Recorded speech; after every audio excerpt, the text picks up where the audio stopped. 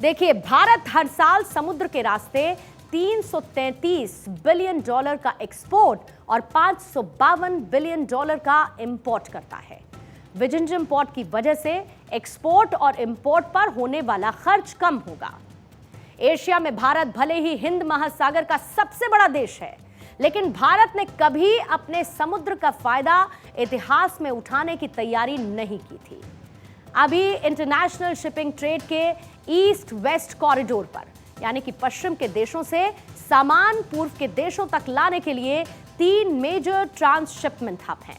पहला है दुबई का जबेल अली पोर्ट, दूसरा है श्रीलंका का कोलंबो पोर्ट और तीसरा है सिंगापुर पोर्ट। अब ये ट्रांजिट पोर्ट हब होते क्या हैं और इन ट्रांजिट पोर्ट हब के जरिए कितना और कैसे व्यापार होता है? तो ये वो जगह होती है जहां पर बड़े बड़े कार्गो शिप्स डॉक किए जाते हैं। इन बड़े कार्गो शिप्स को कहा जाता है ultra large cargo ships. Ultra large cargo ship 1200 feet से लंबे होते हैं और एक बार में 14,500 से ज्यादा कंटेनर्स अपने साथ ले जा सकते हैं।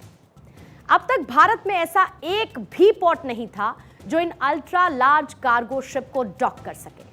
भारत के पोर्ट इतने गहरे नहीं थे कि इतने बड़े जहाज पोर्ट तक पहुंच सके। इससे भारत को क्या नुकसान था वो बात हम आगे करेंगे, लेकिन उससे पहले आप ये जान लीजिए कि एशिया के 3 बड़े ट्रांसशिपमेंट हब कितनी कमाई कर रहे हैं। दुबई के जाबेल अली पोर्ट ने साल 2022 में 163 बिलियन डॉलर का री एक्सपोर्ट किया था, जबकि 2021 में सिंगापुर ने 197 बिलियन डॉलर का री एक्सपोर्ट किया था। री एक्सपोर्ट से इतनी कमाई, और ये री एक्सपोर्ट होता क्या है ये भी आप समझिए। री एक्सपोर्ट का मतलब होता है एक देश से किसी दूसरे देश के पोर्ट तक कंटेनर पहुंचे और फिर उस देश में एक छोटे शिप से कंटेनर को उतारकर दूसरे बड़े शिप पर लोड किया जाए और इसके बदले मोटी फीस वसूली गई। इसे आप ऐसे समझिए कि भारत की किसी कंपनी को अपने 100 कंटेनर के सामान को जर्मनी भेजना है, तो पहले मुंबई में एक छोटे कंटेनर शिप पर लादकर सामान को दुबई के जबेल अली पोर्ट भेजा गया। फिर वहां से उस शिप में लदे कंटेनर उतारकर बड़े शिप पर लोड किए गए, जो उस सामान को लेकर जर्मनी पहुंचा।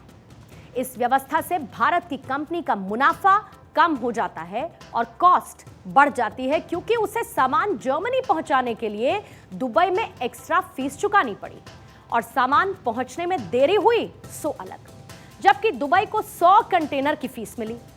अब एक सवाल यह हो सकता है कि सीधे छोटे शिप से ही सामान जर्मनी क्यों नहीं भेजा जा सकता?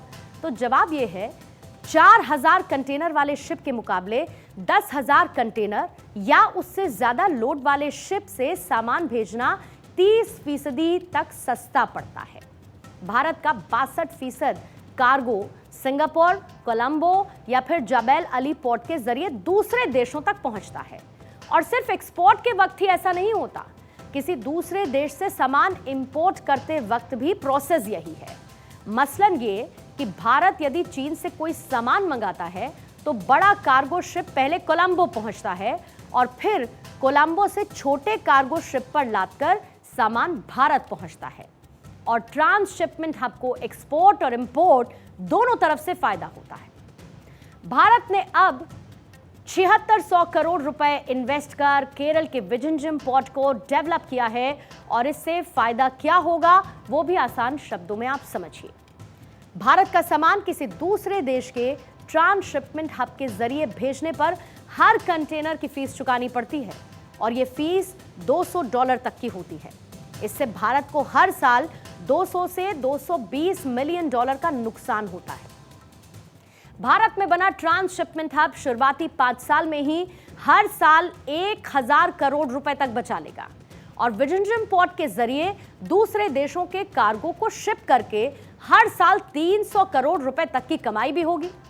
और उससे भी बड़ी बात यह कि श्रीलंका से यदि हमारे रिश्ते खटास में पड़ते हैं तो हमारा व्यापार भी खतरे में पड़ता है।